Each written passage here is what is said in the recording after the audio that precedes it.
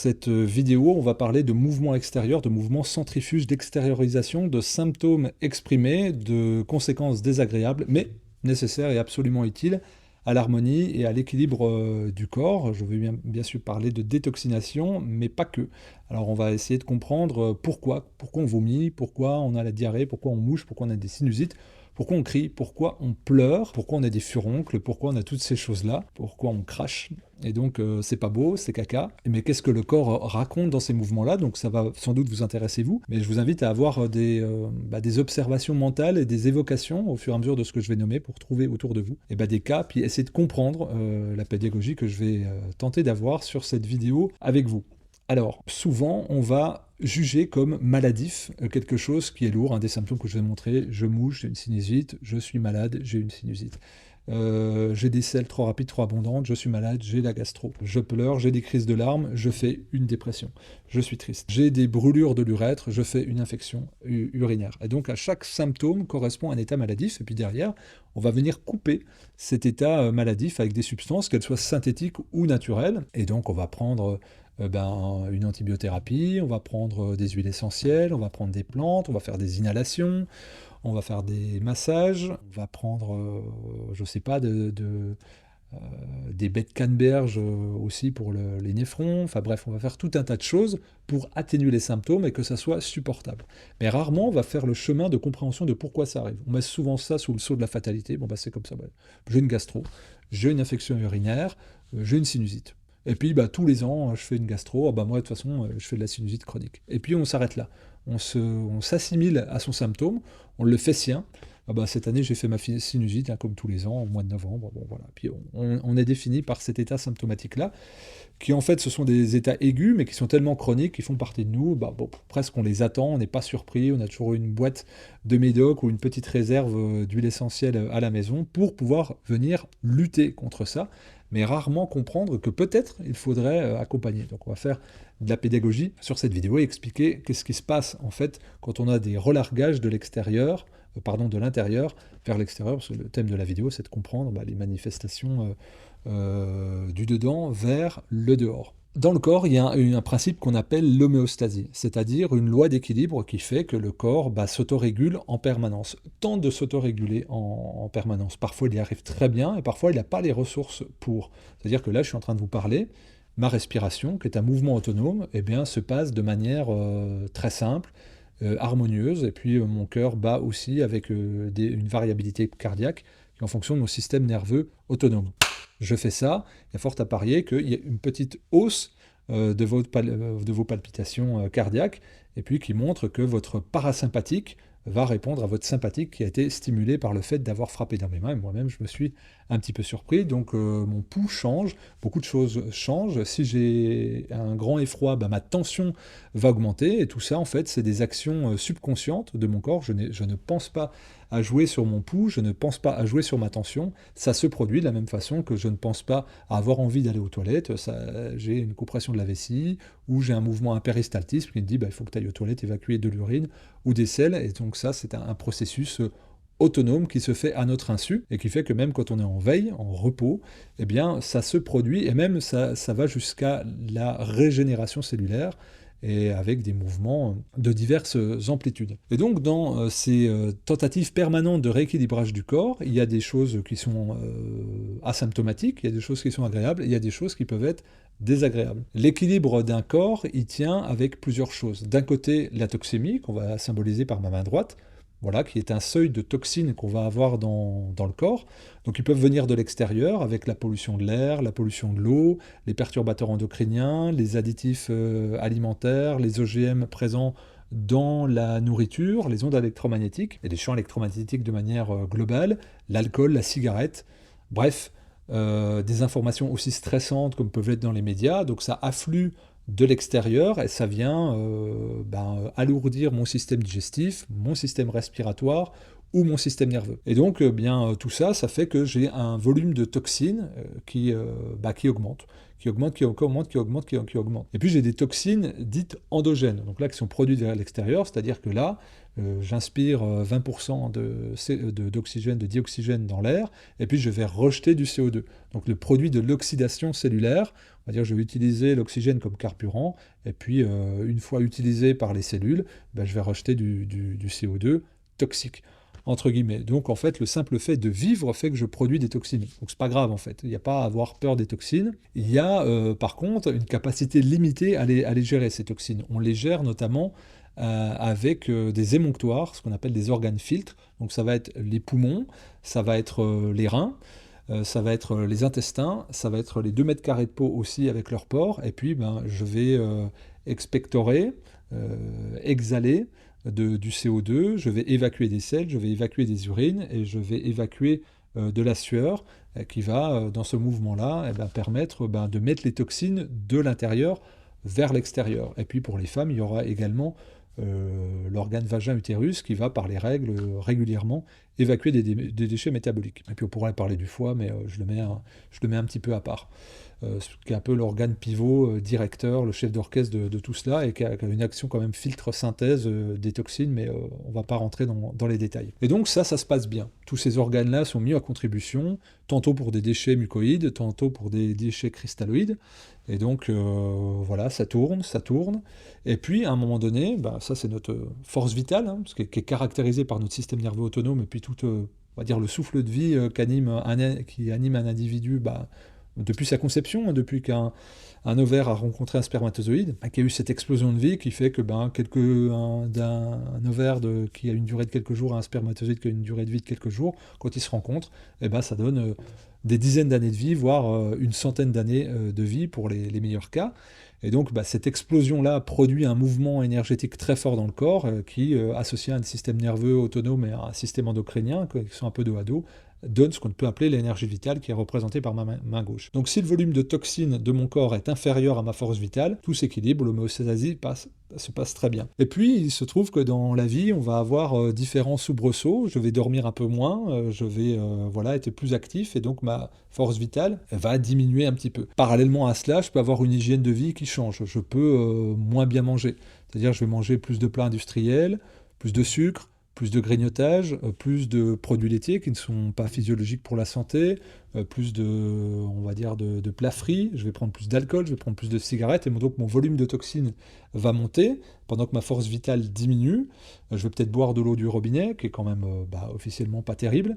Je vais avoir plein de réseaux Wi-Fi, plein de Bluetooth, machin, qui vont parasiter mon système nerveux, qui vont baisser ma force vitale, et à un moment donné, les deux vont se rencontrer, et donc là, je vais basculer en seuil de toxémie. Et donc ma toxémie va dépenser ma force vitale, et là, le corps va être obligé, pour se rééquilibrer dans un grand processus d'homéostasie, de décompenser et de mettre, en plus du travail métabolique des organes filtres émonctoires, mettre davantage de toxines de l'intérieur vers l'extérieur de s'en délester. Et donc là, on va avoir l'apparition de transpiration, de fièvre, voire de vomissements, de sortie davantage d'urine qui vont brûler l'urètre, et puis de selles plus liquides, plus abondantes, sous forme de diarrhée. Et donc je crache, je mouche, je vomis, j'ai la diarrhée, je transpire, j'ai des boutons, j'ai des furoncles. En un mot, je détoxifie et je crée un mouvement de l'intérieur vers l'extérieur, ce qu'on appelle un mouvement centrifuge. Et donc je vais avoir cette crise relais-là qu'on va appeler gastro, qu'on va appeler rhume,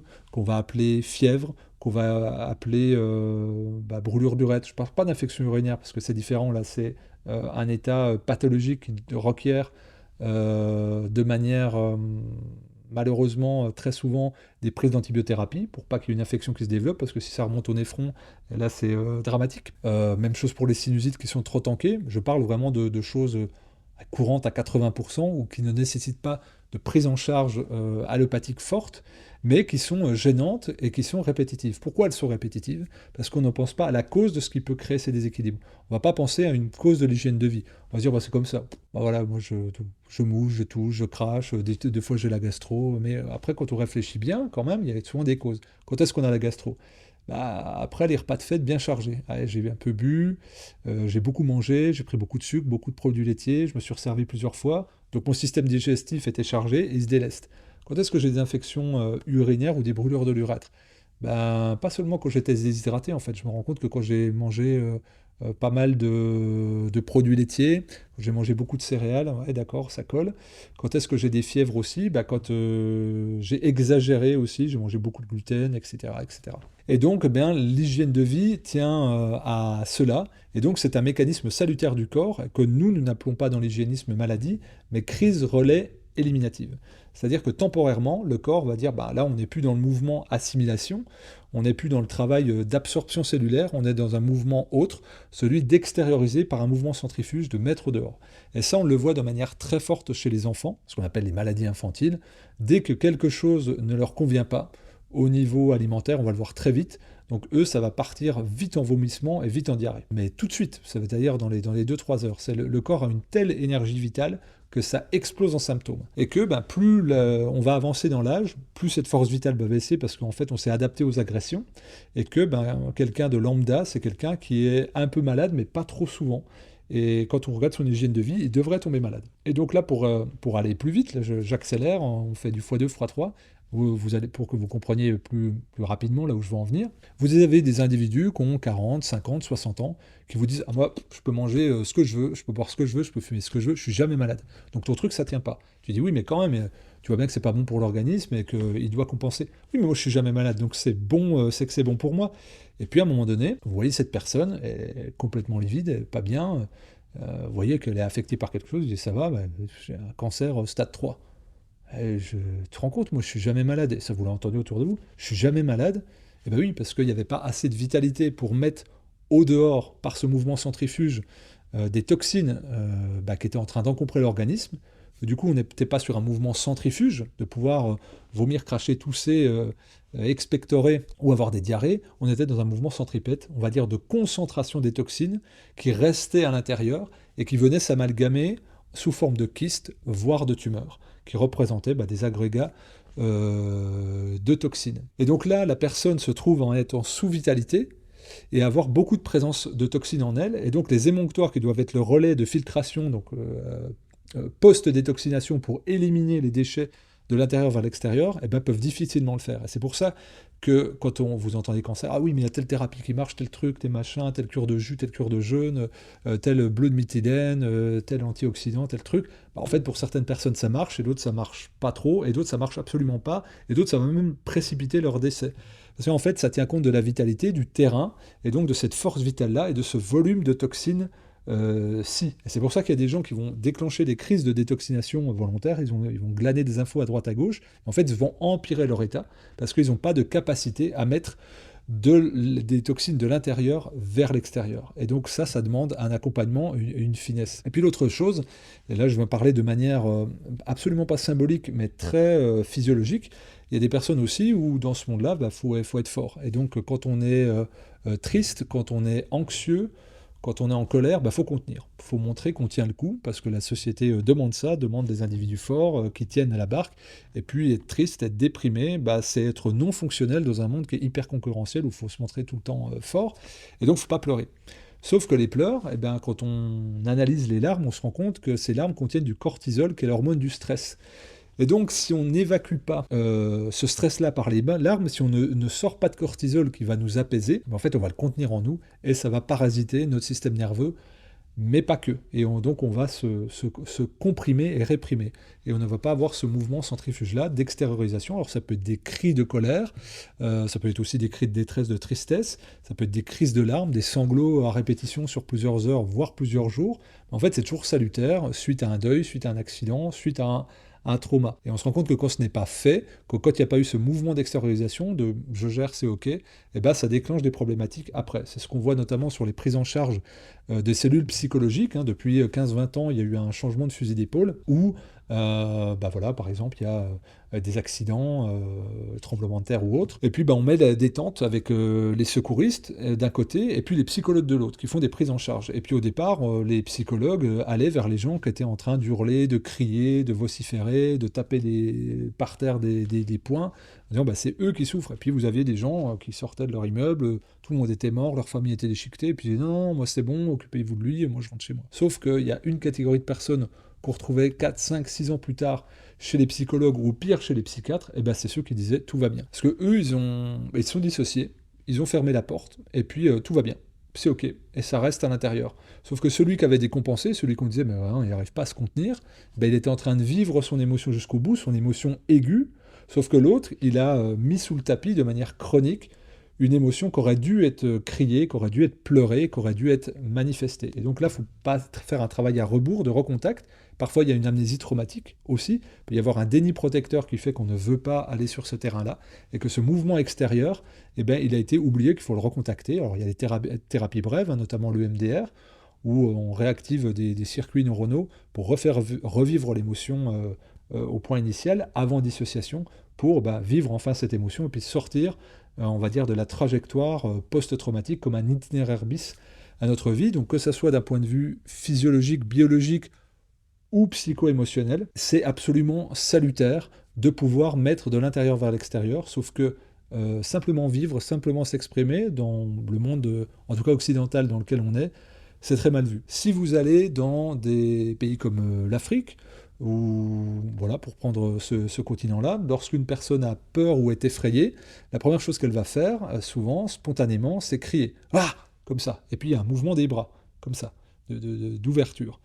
Et puis, un pays occidental, on pourrait prendre la France, par exemple, quand une personne a peur ou est effrayée, elle va avoir ce mouvement-là comme ça. Donc, c'est-à-dire que l'émotion est contractée, on verrouille tout, on verrouille le plexus, on verrouille le diaphragme, et on garde en nous, on verrouille aussi la respiration, et on reste avec ça. Et tandis que l'autre, qui va peut-être être plus incorrect au niveau culturel, va crier, va décompenser, va hurler, mais donc ça sort. Et c'est pour ça que dans certaines traditions, vous avez des personnes qu'on appelle les pleureuses, qui visent à accompagner les deuils et qui pleurent pour ceux qui n'arrivent pas à pleurer, comme un mouvement d'accompagnement, de dire il faut le faire, c'est par ça qu'on doit transiter. Et donc pour revenir au deuil, là je n'avais pas prévu d'aborder ça, mais il y avait à certaines époques, encore une époque récente, le fait de s'habiller en noir ou de porter quelque chose, un signe distinctif noir. Nous, on va avoir comme référentiel, ouais c'est triste, pourquoi montrer qu'on est triste? Non. En fait, c'est montrer qu'on est en travail, c'est montrer qu'on est sensible, c'est montrer qu'on est délicat, et qu'en fait, on peut avoir un comportement qui n'est pas lié aux autres, mais qui est lié à son travail intérieur.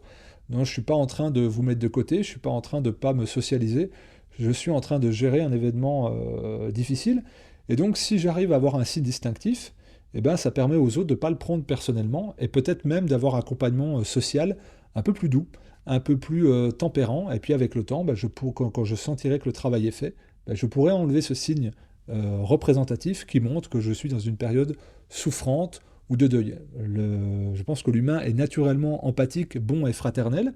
En revanche, s'il n'a pas l'information, des fois, dans le monde moderne dans lequel on est, c'est plutôt les bas instincts qui le dominent, et notamment une espèce de narcissisme, de toujours tout prendre sur soi personnellement, et de penser que l'autre nous agresse, l'autre nous juge, l'autre nous met de côté. Ça, ce sont nos propres blessures, mais ça ne tient pas compte de la réalité autre de la personne. Et que là encore, c'est de se mettre à l'extérieur de nous-mêmes pour comprendre. Donc le but de cette vidéo, c'est de vous faire prendre conscience que c'est souvent par le mouvement extérieur qu'on va trouver le salut et l'équilibre. C'est souvent le mouvement le plus instinctif, c'est ce qu'on va voir chez les enfants. Ils crient, ils pleurent, on dit c'est bizarre, mais après on se rend compte qu'ils sont complètement régulés et stables parce qu'ils ont vécu leur émotion. On va souvent s'alarmer des grosses poussées de fièvre, on va s'alarmer des vomissements, on va s'alarmer même des jeûnes, des mises en retrait, parce que eux ils acceptent ce que les animaux acceptent aussi, c'est que c'est le temps d'extérioriser des choses parce qu'il y a eu un trop-plein d'accumulation. Donc j'espère que ces pistes-là vous auront donné des informations. N'hésitez pas à vous abonner à cette chaîne parce qu'on va décortiquer un petit peu tous les aspects physiologiques et psycho-émotionnels qui peuvent être liés à notre fonctionnement. N'hésitez pas à commenter aussi. Prenez soin de vous et à très vite.